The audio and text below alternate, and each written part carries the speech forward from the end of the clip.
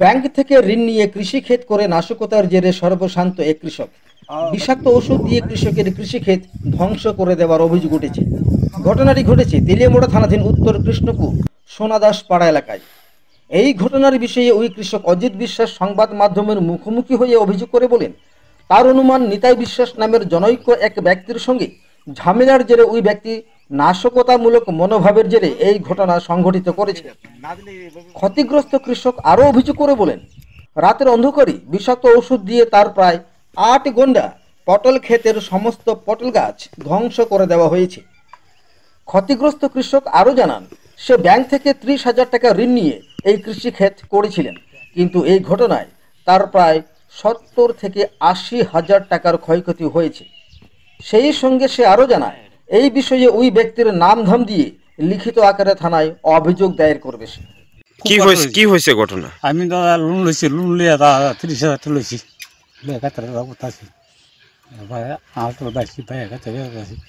এবার দেন কাম করছে আমার কাছে পুরো টাকা মাইলে সার দিয়ে আমি দাদা ফোন। কারোর উপরে সন্দেহ? সন্দেহ আছে, একজন লোক আছে সন্দেহ। নাম কি? তার নাম কি? নিতাই নিতাই বিশ্বাস। নিতাই বিশ্বাস একজন লোক আছে, আর নাই দেন দাদা জলান শিখে আমার ওইসে রোল কেটে আনছি।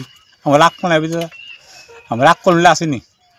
আমি দাদা দেখেন আমার জিগেন, আমি মানুষছি, আমি দাদা দেখেন কোনো কাম করছি না। এখানে কয়খানি ক্ষেত? আর 10 ঘন্টা। আটখানি। কবে হয়েছে ঘটনা?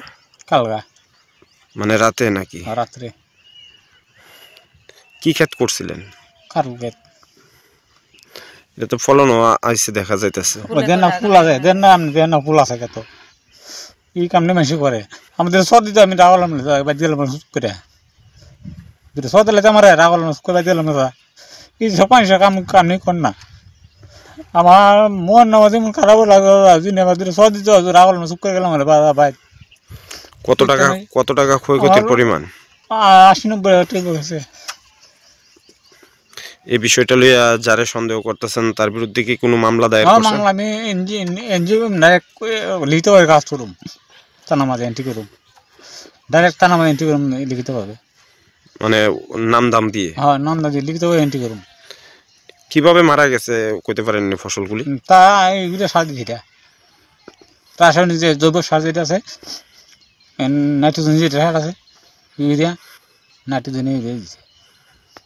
আমি পুরা পরীক্ষা করছি, বিল আইব আজকে বিলে পরীক্ষা করুম ক্ষেত্রে আমি পুরা বুঝতে লাগছি। কৃষক তো আমরা বুঝি তো, তাই এরপরে বিল দিয়ে পরীক্ষা করুম ক্ষেত্রে কি মারছে আমি বুঝতে লাগছি যে ইউরিয়া মারছে ক্ষেত্রে। আপনার নাম? অজিত বিশ্বাস।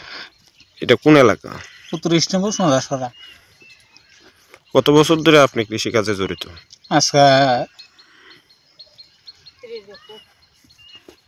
প্রায় 32 বছর হইব, 33-32।